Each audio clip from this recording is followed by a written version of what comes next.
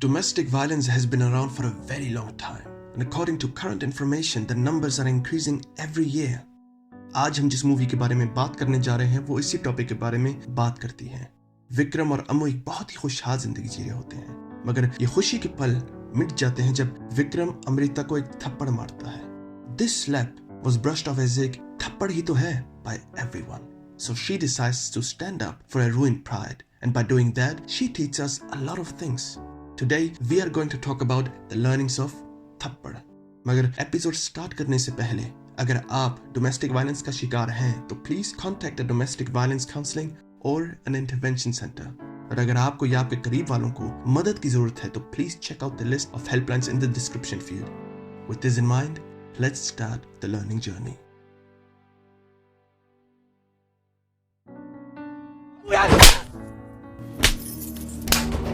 कैसा लगा देख के? कितना बुरा लग रहा था, है ना? क्या आप जानते हैं कि हर देश में डोमेस्टिक वायलेंस मौजूद है? And it is well known that domestic violence has a serious impact on women's health and well-being. हालांकि औरतों ने कई दफा साबित किया है कि वो मर्दों से कम नहीं है। इसके जानने के बावजूद reports of violence against women are still much higher in numbers than those against men. Film में multiple characters हैं जिनको डोमेस्टिक वायलेंस का सामना करना पड़ा। Let us talk about अम्मू, जिसको एक पार्टी में सबके सामने एक थप्पड़ पड़ता है बाहर frustrated husband। हम सबको बुरा लगा ना देखकर, ऐसा ही बुरा वहां के लोगों को भी लगा। फर्क इतना है कि उस वक्त किसी ने कुछ नहीं किया। Nobody cared about Ammu, not even अम्मू's mother-in-law, क्योंकि उन्हें अपने मेहमानों की ज्यादा फिक्र थी, as you can see here। चलो, मेहमान है बाहर,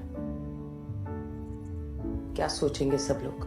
हादसे के एक दिन गुजरने के बाद भी कोई भी उसका हाल नहीं पूछता। इंस्टेड उसे कहा जाता है कि औरत को बर्दाश्त करना चाहिए। उसके पति के लिए ये सब नॉर्मल है, a freaking moment। Even Netra, एक पढ़ी लिखी औरत के लिए ये थप्पड़ सिर्फ एक थप्पड़ था। और सिर्फ एक थप्पड़ तो रीजन नहीं हो सकता है। What's the real story? His family? Domestic violence को इधर नॉर्मलाइज किया जा रहा है, and this can be seen very clearly जब सुनीता, जिसका पति उसे हर दिन मारता है, अम्मू को समझाने की कोशिश करती है कि ये सब नॉर्मल है। मगर जो नजरअंदाज किया जा रहा है वो ये है कि उस थप्पड़ ने अम्मू की पूरी जिंदगी बदल दी। कितना खुश हुआ करती थी वो। उस थप्पड़ के बाद तो वो एक लाश जैसे बन गई जो रात को सो नहीं पाती और बिल्कुल ही बीमार लगती है। जिस नजरिए से भी देखने की कोशिश करें, hitting a woman is not okay. और यही सब अम्मू सबको समझा देती है। The people around her and also Vikram को इस बात का एहसास हो जाता है, क्योंकि गलती अम्मू की नहीं बल्कि हम मामू की है, पिताओं की है। कभी बेटों को सिखाया नहीं किए, हक नहीं है तुम्हारा। In addition to domestic violence, sexism भी एक बहुत बड़ा प्रॉब्लम है। बात करने से पहले we should define it. Sexism is an action based on the belief that the member of one gender are less intelligent, able, skillful, etc. than the member of the other gender, and produces feelings of worthlessness, self-censorship, and changes in behavior. Since this film only deals with the problems of women, we will only mention these. अगर ध्यान से देखें तो film में कुछ male characters sexist हैं। शुरुआत हम विक्रम के साथ करते हैं, जो अपने दोस्त के साथ काम पर जा रहा होता है, and for one reason starts to honk another car while a woman is sitting and then says the following. अरे ये गाड़ियाँ लेके निकलती क्यों है यार? He gets upset and wonders कि औरतें गाड़ियाँ क्यों चलाती हैं अगर चलानी नहीं आती हैं। Although various statistics shows that women are better drivers than men. मगर ये एक डिफरेंट टॉपिक है। इस स्टेटमेंट से विक्रम के किरदार का अंदाजा लग जाता है। You can also see his sexist attitude in this scene. अगर मैं बोलती पैसे मैं कमा लूंगी, खाना बनाना तुम सीख लो, करते मुझसे शादी। वो उसे इस सवाल का जवाब नहीं देता। उसकी खामोशी बता देती है that he doesn't consider her suitable to go to work, क्योंकि उसके लिए घर का काम औरत का काम है जो उसकी नौकरी के साथ कंपेयर नहीं कर सकते। विक्रम के अलावा भी और भी सेक्सिस्ट कैरेक्टर्स हैं। नेत्रा का पति, एक इंसान जो उसके अचीवमेंट्स को कभी एक्सेप्ट नहीं करता। Even when Netra won a big case, वो उसके लिए खुश नहीं था, बल्कि उस पे हंस रहा था, क्योंकि वो जो भी है उसकी वजह से है। उसकी नजर से नेत्रा कभी इतना कुछ अचीव नहीं कर पाती जितना उसकी वजह से उसने किया है। His hideous behavior can be seen here. तुमने अभी तक मुझे थैंक यू नहीं बोला। शगुन वर्मा से मैंने तुम्हें मिलवाया था। उसने उसको थप्पड़ तो नहीं मारा, मगर जो उसका अंदाज था was a tight slap for her. तो सेक्सिज्म के खिलाफ कैसे आवाज उठाई जाए? मूवी हमें एक हल दिखाती है, to never give up and stick together. उन्होंने एक दूसरे का साथ दिया. This weak woman who according to sexist statements can't do anything or are inferior won the case. Their solidarity has shown that they are no less than men. कितने हैं जो ये सोचते हैं कि मुझे शादी जिंदगी भर निभानी है, ना खुश होने के बावजूद. कितने हैं जो बंद दरवाजे के पीछे मार खाते हैं और बस चुप कर जाते हैं. और कितने हैं जो लोगों की बातों से डरते हैं. हमारी अगली लर्निंग बिल्कुल इसके बारे में है. आप खुद सोचें कि क्या एक थप्पड़ एक तलाक की वजह बनती है. ये तो आम सी बात है कि मियाँ बीवी की लड़ाई में हाथ उठ जाता है. जैसे कि फिल्म में कहा भी जाता है, एक थप्पड़ ही तो था. मगर वो थप्पड़ सिर्फ अमृता के मुंह पे नहीं पड़ा, बल्कि उसकी पूरी विक्रम के साथ गुजारी हुई जिंदगी पे, जिसमें अमृता ने उसकी खातिर इतना सैक्रिफाइस किया. अपने ड्रीम्स भुलाकर विक्रम के ड्रीम्स को पूरे करने की कोशिश में लगी रही, उसके घर वालों को खुश करने में लगी रही. And for all that, she gets slapped. But not only Amrita is facing this. Film में दूसरों के कैरेक्टर्स में भी ये दिखाया जाता है कि वो औरतें कितना मजबूर है. लॉयर जो दूसरी औरतों के हक के लिए लड़ती है मगर अपनी मैरिड लाइफ में खड़ी नहीं हो पाती. अमृता की नेबर शिवानी और उसकी बेटी जो सोसाइटी के नियम और रवायतों से लड़ रही होती है because Shivani is a single mother whose husband died. Sunita जिसको रोज अपने पति से मार पिटती है जो दारू पी के आ जाता है. And even Vikram's parents are separated because उसकी माँ को उसका बाप पसंद नहीं है. मगर देसी कल्चर में तो लोगों को सिर्फ बातों की फिक्र होती है कि आखिर लोग क्या कहेंगे. Even your parents don't support you. बस यही सुनना रह गया था, बेटी डाइवोर्स करेगी. And that is why you have to think that when you're married, you have to stay married with the same person, no matter what happens. And अगर आपकी तलाक हो जाए या आपका पति मर जाए तो औरत पे एक धब्बा लग जाता है. यही मूवी में शिवानी के कैरेक्टर के जरिए दिखाया जाता है. But not only Shivani gets humiliated, Amrita की फीलिंग्स को भी कोई समझ नहीं पाता.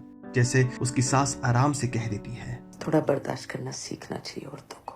बस सबको डर है कि दुनिया वालों को जवाब क्या देंगे. लेकिन ये तब नहीं सोचा जब सब दुनिया वालों के सामने अमृता के मुंह पर थप्पड़ पड़ता है.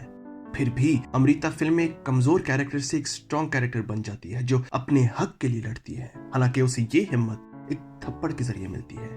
ये इस लर्निंग में बिल्कुल नहीं सिखाया जा रहा कि कोई भी मसला हो तो तलाक ले लो. शादी में अप्स एंड डाउन्स होते हैं और अगर इतनी कोशिशों के बावजूद नहीं बन रही जैसे कि अमृता के जरिए नजर आता है, and one starts living a life apart from each other, then ending a marriage might be a better solution.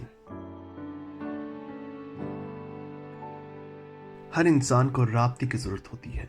वो हम अपनी फैमिली में या अपने दोस्तों में ढूंढते हैं, but we seek it mostly in intimate relationships. ऐसे ही हमें अमृता और विक्रम की जिंदगी में देखने को मिलता है. They have an ideal relationship, have that connection and get married. उनके पास पैसा है और दुनिया वालों के सामने इज्जत भी. अमृता की रूटीन में घर को संभालना, विक्रम को जॉब पे भेजना, अपनी सास का ख्याल रखना, नेबर की बच्ची को डांस सिखाना और इस तरह के घरेलू काम है. विक्रम ऑफिस के काम करता है. He is trying to set up his career and is busy with his presentation to get a promotion to London. और ऐसे ही इनकी जिंदगी गुजर रही होती है. पर कई दफा इसी जिंदगी में हमें ये राब्ता जिसके भी हम बात कर रहे थे नहीं मिलता तो हम अपने आप को अकेला महसूस करते हैं और हमें लगता है कि कोई हमारी बात समझ ही नहीं रहा. And that is the moment we let negative emotions lead to arguments, or worse, we stop communicating at all. And that we can see in the movie too. So in the beginning, everything is going smoothly. They're happy in this married life. और एकदम से उनकी जिंदगी बदल जाती है जब अमृता को थप्पड़ पड़ता है. यहाँ भी वो विक्रम का भला सोच रही होती है और उसे शांत करने की कोशिश करती है, बट विक्रम बिना सोचे समझे उसे थप्पड़ मार देता है. And that is the moment she realises कि उसने अपनी लाइफ शादी के बाद बिल्कुल बदल दी है. वो अपने ड्रीम्स, अपने करियर को पीछे छोड़ के विक्रम को आगे रखती रही. विक्रम को खुश रखने में इतनी बिजी हो गई कि मुझे याद ही नहीं रहा कि ब्लू मेरा फेवरेट कलर तो है ही नहीं. She compromised everything and he is just focused on his own career. यानी वो दोनों इस हैप्पी जर्नी में चलते चलते भूल जाते हैं कि एक दूसरे से बात करना और दूसरे की बात सुनना कितना जरूरी है और अपने जज्बात और ख्याल एक दूसरे के सामने रखना और जिंदगी के सफर में इकट्ठे चलना बहुत ही इम्पोर्टेंट है, जो हमें अमृता के पिता से सीखने को मिलता है. 9 महीने मैं आपसे एक बार भी नहीं लड़ा. इसी को कॉम्प्रोमाइज कहते हैं और ये कॉम्प्रोमाइज दोनों तरफ से होनी चाहिए.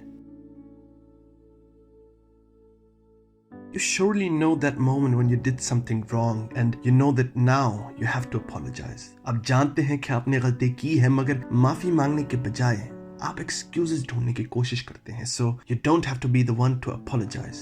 अगर आप ऐसी सिचुएशन के साथ फेमिलियर नहीं है तो कोई बात नहीं, विक्रम है। जो गलती उसने की है वो हम सब ने देखा। उसने गलती की है, दैट इज वेरी क्लियर, मगर ये बात उसको नहीं समझ आ रही, not even after that incident. So that's why Ammu went to her parents after seeing that he and his mother were weird and ignored the topic. उसे वापस लाने की कोशिश विक्रम ने बहुत की, but not with love and remorse, but rather rubs his situation under her nose. उसे अपनी इज्जत ज्यादा प्यारी है अपनी बीवी से। जो बात उसे समझ नहीं आ रही वो ये है कि अम्मू उसकी हमदर्दी देखना चाहती है। वो ये देखना चाहती है कि जो उसने किया वो गलत है, and that he feels sorry. But that was apparently too much to ask for. When Ammu decided to not come back, Vikram sent her a legal notice. वो उसे जबरदस्ती घर लाने की कोशिश कर रहा है क्योंकि विक्रम के नजरिए से अभी कुछ नहीं बिगड़ा। But why is it so hard to apologize? कुछ लोगों के लिए गलती मानना एक इज्जत का सवाल है। इसका मतलब है कि उन्हें बताना पड़ेगा that they are flawed and fallible, something they refuse to do. और कुछ लोगों के लिए माफी मांगना कमजोरी है। These people have a tendency to need to be right and to always be seen as strong and powerful. कुछ लोग माफी नहीं मांगते क्योंकि उनको अपनी हरकत का अंदाजा नहीं होता। They're simply unaware that they have anything to apologize for. They may be so focused on what others have done to harm them that they can't see how they have harmed others. ये characteristics हम विक्रम में भी देख सकते हैं। He was so busy in complaining about his situation, how bad he was doing and what bad things Ammu apparently did to him, कि वो ये बात भूल गया कि असल गलती तो उसने की है और अपनी हरकत से वो अम्मू की फीलिंग्स को कितना दुख पहुंचा रहा है। अपनी गलती ना मानने की वजह से विक्रम ने अपनी बीवी को खो दी, जिसे वो वैसे बहुत प्यार करता है। फिल्म के एंड में उसे एहसास होता है कि वो कितना गलत था। उसकी आवाज से पता चलता है कि वो अपने आप से कितना शर्मिंदा है। To not say sorry. I'm sorry for it all, Ammu. गलतियां हर इंसान करता है। Despite your best intentions and efforts, it is inevitable. At some point in your life, you will be wrong. And instead of not admitting your mistakes, it is better to admit it. जैसे कि अम्मू के भाई को एहसास हो गया था कि उसने स्वाति के साथ कितना गलत किया। इसी एहसास की वजह से स्वाति ने उसे माफ कर दिया और उसे नहीं छोड़ा। Dear viewers, we have reached the end of the video. जैसा कि आप सबने देखा, थप्पड़ is a very important movie which contains a lot of learnings and were really important to mention. इनको ना भूलने की वजह से let us repeat what we have learned from थप्पड़. Number 1, stand up against domestic violence and do not normalize it. Number 2, sexism needs to stop. That's why we should look after our wordings. Number 3, ending a marriage is not the end of life.